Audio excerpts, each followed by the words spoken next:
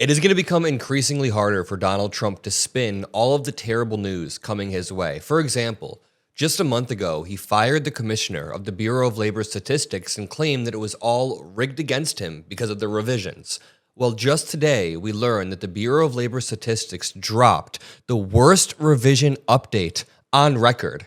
Not just since 2021 or 2022, no, on record. Even beyond 2008 and 2009, this revision is terrible. On top of that, we have a government funding deadline that is very quickly approaching. It's in about 2.5, 3 weeks. The question then becomes, will Democrats use this moment as leverage in the way that they didn't 7 or 8 months ago at the beginning of Trump's term? I think the answer should be yes. Before we dig into some of the other bad news Trump's getting, I want to play for you this clip. In this clip, the case is made by Jamel Bowie that Donald Trump should shut the government down because voters need to be able to connect the dots in their minds between their votes and the consequences of their votes. He argues that it would actually be dangerous if people look back on Trump's term and think of it as this amazing golden age when Republicans can't get their shit together.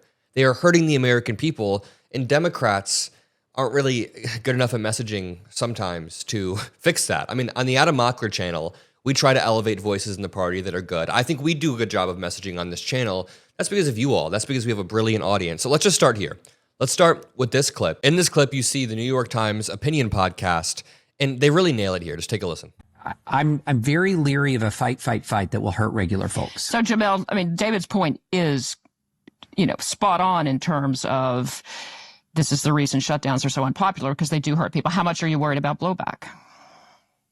So if the path towards a shutdown were a Democratic filibuster, I think there might be real concerns about blowback. But if a path towards a shutdown is just Democrats saying, we're going to let you guys have the majority.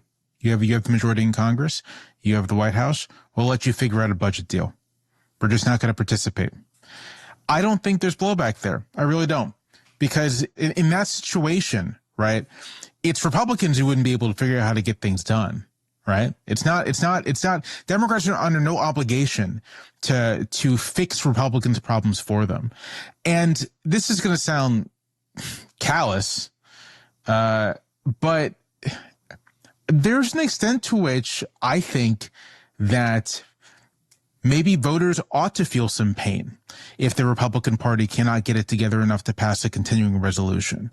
I think one of the dynamics over the past decade of past 15 years of American politics has been a profoundly irresponsible Republican Party, a Republican Party that has almost completely abdicated any serious attempt to govern the country and then being bailed out by a Democratic Party that feels, rightfully, I suppose, an obligation to govern the country. And the effect of that in terms of the message it sends to the public is that there are no costs involved in electing anti-government maniacs. There are no costs that you can elect them in an affective way, right? Sort of, I want to express my anger and disdain at the system, knowing that the other side is going to feel some responsibility to make sure things don't get too out of hand. But what if you just let them get too out of hand? What if you say, you know what? This is what you voted for. This is what you wanted. And this is what you're going to get. And don't try to bail out the Republican Party from its dysfunction and its inability to govern. Will that hurt regular people? Yes, it will. Does sometimes, in the same way that sometimes your kid has to fall off their bike to learn how to ride it better, does the public need to touch the stove, to borrow a phrase that went around earlier this year, in order to figure out not to put these people back into office? I think so. I absolutely agree with what Jamel is saying here, and it's a calculation, right? But at the end of the day, Democrats need to stop bailing Republicans out. If Republicans can't get their shit together enough to fund the government despite having a majority, the Democrats should step away and let them faceplant, because voters in America need to be able to connect the dots between the way they show up at the voting booth and the outcome or the consequence of the way they vote. They need to be shown that you can't just roll the die on an orange maniac who has already shown that he is not trustworthy or reliable and expect an outcome that is beneficial. And listen, a government shutdown really does hurt. Like, I don't want to undermine that. It hurts tens of millions of Americans and it's painful, but it's quickly becoming a calculation of the short-term pain, the government shutdown that we use as leverage to stop the admin, or the long-term pain of the erosion of rights, the erosion of election integrity, radical redistricting in red states to rig the election in Republicans' favor. The calculation becomes pretty clear that we need to prioritize stopping this current administration. I mean, beyond the example of the upcoming government shutdown, that can be used as leverage, and it should be. Just think about the past month or two in terms of the economy. Trump's Liberation Day tariffs kicked in exactly a month ago on August 7th, so a little over a month ago. He announced them in April, so many months ago, but they only just took effect. Then we lost a bunch of jobs, and Trump fired the BLS commissioner, saying that these revisions are insane. These revisions are her fault, and the weak numbers are her fault. Well, the commissioner had nothing to do with it because we are now learning job growth for the year ending in March was far weaker than previously reported. And some of this does fall under Biden's administration too.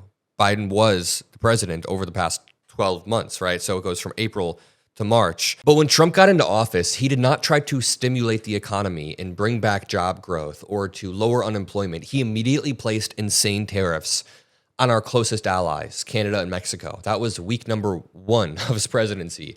And then by month number 2, we had tariffs basically announced on the entire world. They just recently got placed on the entire world. What have we seen for this? Manufacturing growth? No. Manufacturing jobs are rapidly bleeding out of the United States because now no companies actually want to invest. The revisions arrive as government statistics have become increasingly polarized. Last month, Trump took the unprecedented step of firing BLS Commissioner Erica McIntyre. After she was fired, even a lot of businessmen, like Republican businessmen, were like, okay, this is wild. This is a step too far. I mean, you guys know billionaire CEO Ken Griffin. Ken Griffin just came out recently. While many CEOs have stayed silent during President Trump's attacks on the Federal Reserve, hedge fund billionaire Ken Griffin is speaking out about the dangers. Trump risks, quote, stoking both higher inflation and higher long-term rates by undermining the independence of the Fed, Griffin co-wrote in an op-ed for the Wall Street Journal. So this is somebody who supported Trump, who donated to Trump, who is somebody who very much so wanted Trump to win, yet he's saying, dude, you can't be attacking our institutions like this. Israel just seems to have launched a strike against Qatar, so I'm going to be covering that throughout the day as well. Israel is kind of off the fucking chain right now, just striking a bunch of countries and starving civilians in Gaza. It's terrible. We'll cover that. But, Griffin's warnings represent a rare reprimand from a CEO at a time when many business leaders have tried to steer clear of publicly criticizing the president, and others have gone out of their way to curry favor. The entire point I'm trying to make is Trump is covering up numbers when they come out poorly and then making up numbers on the opposite side. So we saw that video of Mark Zuckerberg leaning over saying there were hundreds of billions of dollars in investment. And then he said, I didn't know what number you wanted me to throw out there. Proving that there is no contract behind these. It's just throwing out numbers aimlessly, or there is an aim. It's to make Trump look good, even if it's a lie. At the same time, when the real numbers come out like this, Donald Trump throws a tantrum. And it seems like he already responded to what Ken Griffin said. He said, if the Fed had followed what we published, they would have raised rates in early 2021. The entire organization is broken. It needs to be fixed. We strongly disagree with Ken Griffin. We think incompetence is more important than to defend theoretical independence. Whoa. Okay, so he's saying that theoretical independence isn't even important. They're just conceding right there that the independence of the Fed is not important, and they think they're defeating Ken Griffin's argument, but they're only bolstering it here, right? What Donald Trump is saying, Trump didn't write this, but I'm sure he had eyes on it before it was posted. They're trying to say if the Fed had just followed what the politicians had asked, then we wouldn't be in this situation. But Ken Griffin is saying, no. The politicians shouldn't be asking the Fed to follow them in the first place. That's not how it works at all. That's how you create long-term, economic collapse. Because just think about it. If every president were incentivized to boost the economy just for their term so they can win re-election or win the midterms, not caring what the long-term consequences are, and our Fed were politicized to that degree, it would be a whipsaw mess. That's why you need not just one person. It's not just Jerome Powell. There is a whole board of people making these decisions. The point is, Trump continues to get bad news, bad job numbers. The government shutdown is going to affect him. And at the same time, we have this new letter that Jeffrey Epstein sold to him. We'll cover that more. I'll see you all in the next one. Peace out.